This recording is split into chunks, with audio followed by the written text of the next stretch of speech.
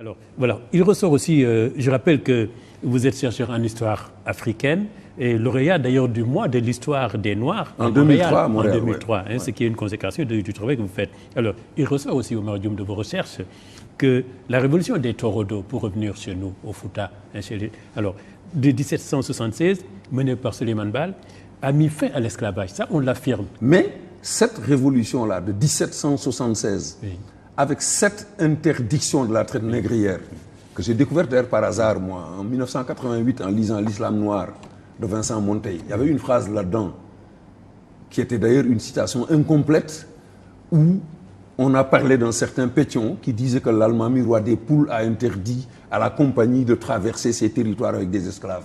Eh bien, la phrase exacte, il parlait de l'Almami Aboulkader Khan. C'est Jérôme Pétion de Villeneuve, qui était maire de Paris, député à la Convention, qui, dans un discours devant l'Assemblée nationale, en 1790 à Paris, discours dont la partie concernant le Fouta est intégralement dans mon livre, Lumière noire de l'humanité. C'est Jérôme Pétion de Villeneuve, donc ancien maire de Paris, député à la Convention, qui avait dit ceci, en citant l'Almami Aboulkader Khan du Fouta Toro: moi, Almami, roi des Peuls, je refuse les présents de la compagnie. Je proscris la traite de mes sujets. J'interdis le passage des caravanes d'esclaves dans mon État. L'Almami Aboulkader Khan, qui lui avait accepté de devenir le premier Almami suite au refus de l'Almami Suleiman Baal, qui était le leader de ce mouvement, d'accepter le poste politique de l'Almamia. Et voici la proclamation sur laquelle, n'est-ce pas, était basée cette révolution de 1776, qui a aboli la traite négrière. Mais on a en 1776. Mais quand même, Omar, on a dit quelque chose. On a dit que la révolution des Almami Torodo n'a protégé que les esclaves musulmans. C'est faux. Parce que, tout simplement, je reprends le passage, j'interdis le passage des caravanes d'esclaves dans mon État. Les caravanes d'esclaves venaient du sud-est du Fouta. Ça, tu connais le Fouta, tu es originaire du Fouta. Tout comme moi, n'est-ce pas? Même si nous n'y avons pas vécu, n'est-ce pas? Les caravanes venant du sud-est, du sud-est, allant jusque vers Saint-Louis, qui était au XVIIe, XVIIIe siècle le principal point de convergence des esclaves. Ces caravanes-là étaient essentiellement composées d'esclaves non musulmans. En interdisant à ces caravanes de traverser le Fouta, n'est-ce pas, l'Almami Aboulkader sauvait ces gens-là de la traite négrière. Donc ce n'est pas exact. Ah oui. Alors, autre précision, puisque vous avez travaillé sur ce sujet, alors, sont-ils vraiment les premiers à abolir, entre guillemets, cet esclavage, comme l'écrit le baron Roger et d'autres explorateurs? En 1776, les Quakers à Philadelphie avaient aboli l'esclavage, n'est-ce pas? Mais ça, c'était vraiment local. Mais un État qui, de son propre chef, a décidé d'abolir l'esclavage de manière claire et sans ambiguïté, cet Almamia-là était le premier en 1776. La France révolutionnaire de 1789, donc 13 ans après 1776, a aboli l'esclavage officiellement par la Convention en 1794. C'est-à-dire, en fait, 3 ans après l'insurrection de Bois-Caïman en 1791 où les Haïtiens se sont soulevés. C'est-à-dire 3 ans après l'abolition de l'esclavage, de la traite négrière par les Haïtiens eux-mêmes, par les armes chez eux. C'est en 1794. Donc 18 ans avant, la traite négrière était interdite par l'Almamia du Fouta Toro. Et sans aucune espèce d'ambiguïté. Et dans ce livre, il y a des témoignages de Suédois, d'Anglais et de Français contemporains au XVIIIe siècle qu'on ne peut pas suspecter de complaisance vis-à-vis donc du régime de l'Almamia. Le baron Roger l'affirme en 1825. Le baron Roger, après, dans son livre Quel est d'or en 1825, a dit quelque chose de très, je dirais, significatif ici. Il dit,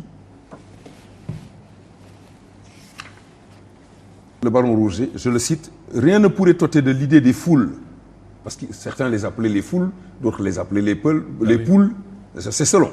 Rien ne pourrait ôter de l'idée des foules qu'en défendant la traite des Noirs, les Européens ont été déterminés par leur exemple.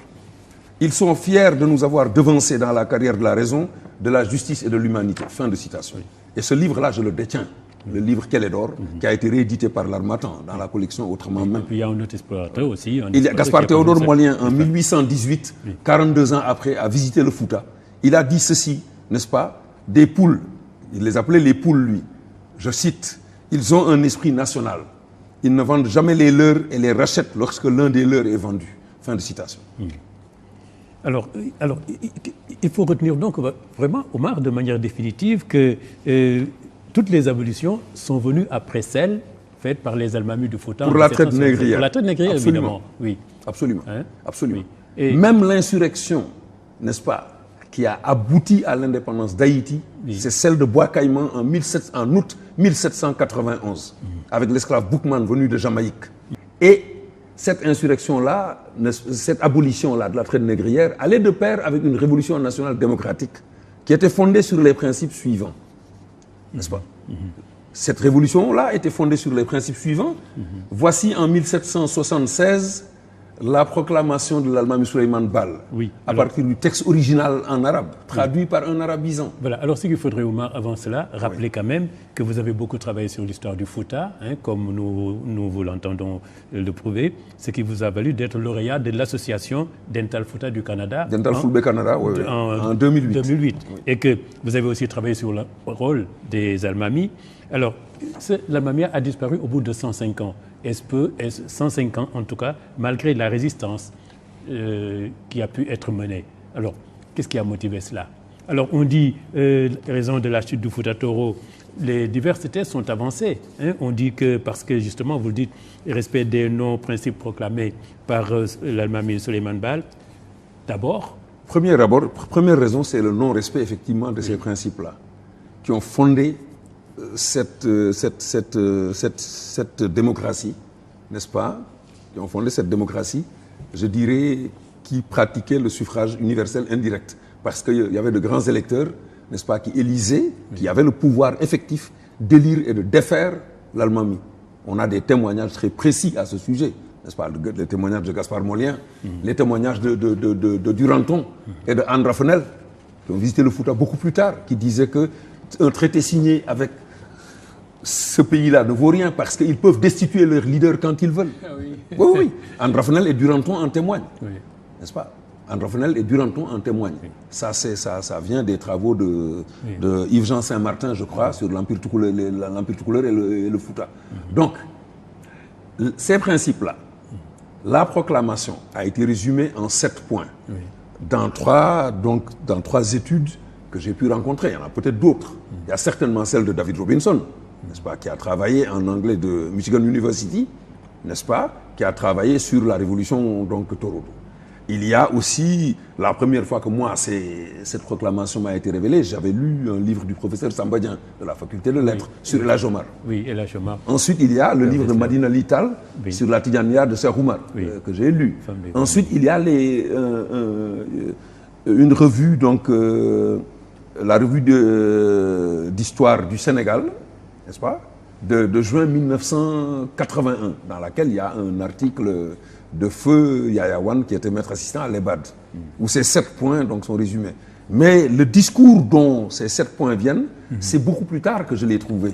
Dans un livre de Amar Samb, qui est le premier directeur africain de l'IFAN, qui est un arabisant, qui a traduit lui-même le texte de Cheikh Moussa Kamara, venant du Zouroul Bassatine, florilège au jardin de l'histoire des Noirs. Amar Samb a traduit lui-même le discours de l'Almami Souleymane Baal qui disait ceci.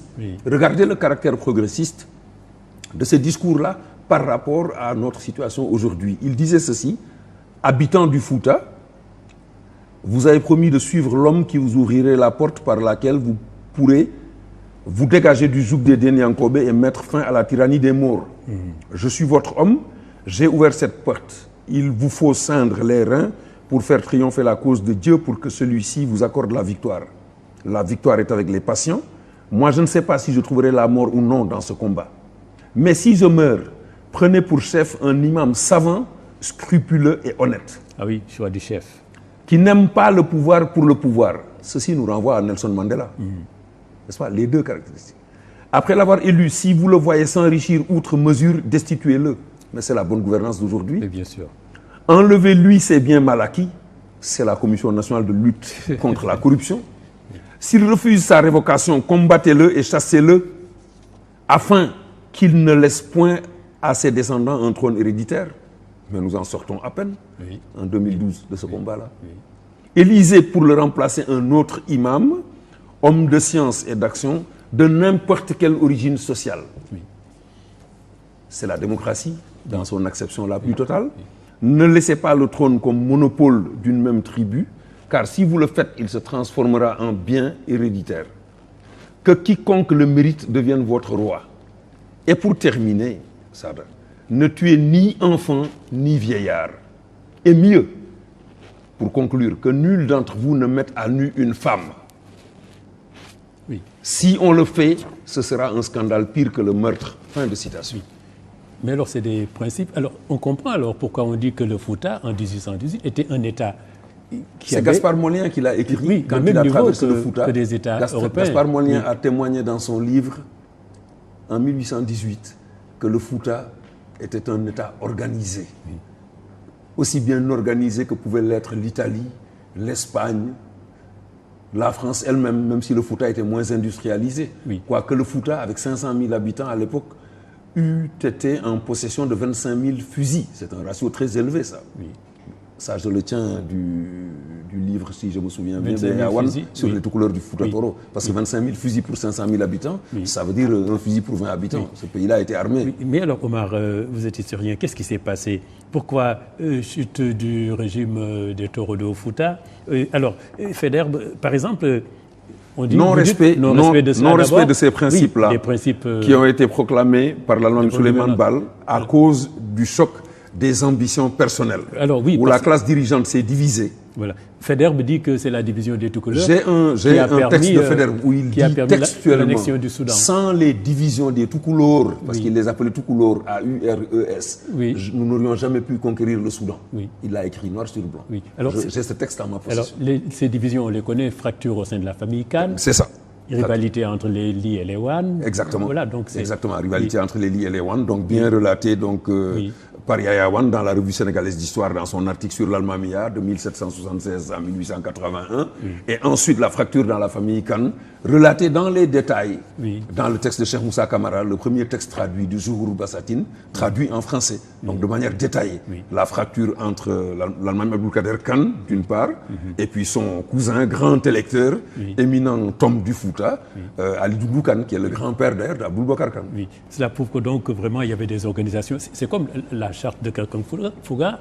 Vraiment, très tôt, quoi qu'on le dise, en Afrique, on a eu les gens ont réfléchi, ont mis des institutions qui étaient fortes. C'est ça. Et puis, bon, et on aurait pu actuellement prendre exemple sur ces choses. Ce qui est sûr, c'est que cette proclamation de l'Allemagne Souleymane Baal, lorsque personnellement j'en ai parlé pour la première fois en 1998, lors des journées culturelles du regroupement général des Sénégalais du Canada, beaucoup de compatriotes étaient ahuris. Ils m'ont dit, à partir de la lecture des 7 points, mais nous aurions pu prendre ces 7 points-là comme préambule de la Constitution du Sénégal contemporain. Oui. Il y a 222 ans, quelqu'un avait proclamé ça, ici au Sénégal. J'ai dit oui, ce sont les textes qui le disent, en tout cas. Il y a des documents écrits sur ça.